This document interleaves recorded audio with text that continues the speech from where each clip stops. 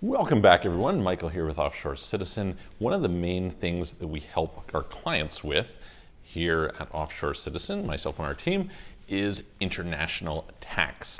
And international tax, as you can imagine, is quite complicated and frustrating. It was that complication and frustration in part that got me into this space. And the thing that comes up quite often is if you're dealing with two countries, how does it work in terms of the consequences with foreign tax relief? In other words, if one country can tax you and another country can tax you, how does that work?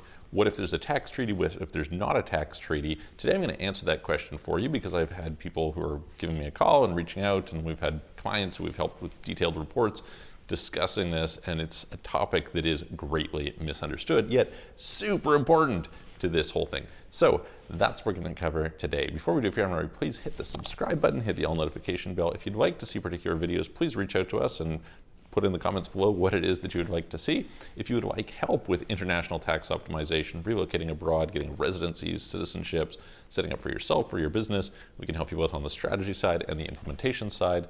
Please book a call, calendly.com/Michael-Rosmer. There's a link in the description below, or send a message through offshorecitizen.net. Okay.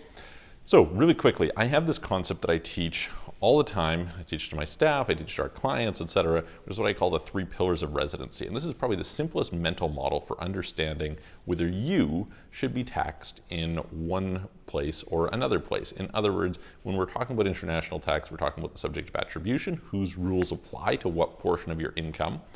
And this is always determined by 3 things, only 3 things. This is the most important thing, and most people don't understand it and overlook it, including most tax advisors, so they tend to get this wrong. So what ends up happening is the tax rules of the country where you are tax resident apply to your worldwide income. And then in addition to this, any income that you have that is attributable to some other source will be taxable in that other place. And this is probably most easy to understand if you read the language of tax treaties. It will say something like, if a person is a resident of one country but not the other country, then that other country isn't allowed to tax them except to the extent that they operate through a permanent establishment. That's kind of loosely what it says. Now, the first country and the second country and blah, blah, blah, blah, blah. That stuff's all, the language is kind of confusing. But essentially what it means is if I'm a resident of Canada, say, and I happen to somehow be dealing with customers or work or business, etc., in, let's just say, for instance, Germany, then so Canada will tax me, and I can't be taxed in Germany except to the extent that I'm operating through a permanent establishment there, okay? So that's the really important point, is that if you are operating through a permanent establishment there, and I've got some videos on permanent establishments you can go and check out, the definition is super broad, and it can catch people who may not think at all they're in a permanent establishment. If you're operating through that permanent establishment, then that country, in this example Germany, is allowed to tax you in Germany, but only to the extent that you have income attributable to that permanent establishment. So in other words, not your whole income as you would in Canada, but just that part of the income. That is the basis of how these tax rules work, okay? And what some people will have the mistaken assumption of is they'll think, well, hang on, there's a tax treaty, so I can't be taxable in this other country, right? And the answer is no. No, you can be taxable in both countries.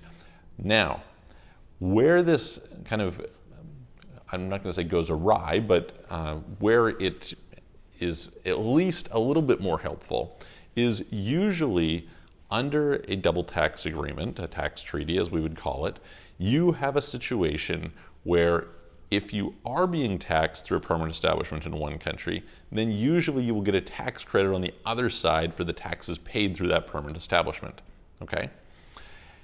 At the same time, even if there is not a tax treaty, many, many countries will give you foreign tax relief. For example, the US does not have a very impressive list of tax treaties, there's about 50 of them. So you get about a quarter of the world's quarter of the world's countries, which happens to miss tons of fairly major countries. For example, doesn't cover places like Singapore and Hong Kong, so bunches of Asia, which is sort of problematic. In that case, if you paid tax in that country, the US will still give you a unilateral tax credit in the US, Okay, so let's just talk about that. Let's say that you have a business and you open an, let's say it's an American business, and you open an office in India, okay? And you're employing a bunch of salespeople in India. Because you have an office there, it's a permanent establishment, and say the activities of those salespeople are considered local income. And because it's considered local income, the sales that come from them are taxable in India. No, not the whole company's income, only the sales attributable to those people, taxable in India, right? Okay, great, fair enough. How does this get treated? India will tax that portion. You'll be expected to file a tax return in India and pay the taxes accordingly. But then the US is, because it's part of the same company, will also tax that income. But what they will do is they'll say, oh, you already paid tax in India on this portion of the income. Well, for whatever portion you have, we will give you a credit for it. Now, it can't exceed your US tax obligations, but it can reduce that US tax obligation. So in general, what this means is you should pay on that portion of the income the higher of the two taxes. If the Indian tax is higher, then you're going to pay the full Indian tax. If the American tax is higher, you'll pay the Indian tax, which will get credited against the US side, and you'll have this differential. Okay, so that's the basic principle. And this is one of the reasons why when we're designing international corporate structures for clients with a bunch of different companies, et cetera, we usually try to separate these out. We actually wouldn't use a US company that has an office in India. We'd set up a separate Indian company. And this helps us to sequester a portion of the income, and it can have some differences in terms of how income flows back, et cetera. Now, that's not a one-size-fits-all. Nothing in this is one-size-fits-all, but it will give you some idea that you should be able to pay attention to about exactly how to think of these things, where you want to separate out, okay, I have income here, I'm taxable. I have a residency here, I'm taxable. All right, so what does this mean? Well, for example, I was talking to somebody today who was working in a country that has no tax. And they said, well, I travel for work, I go and I work for a foreign company, and I'm there for, about half of the year. I'm back home at my country of residence.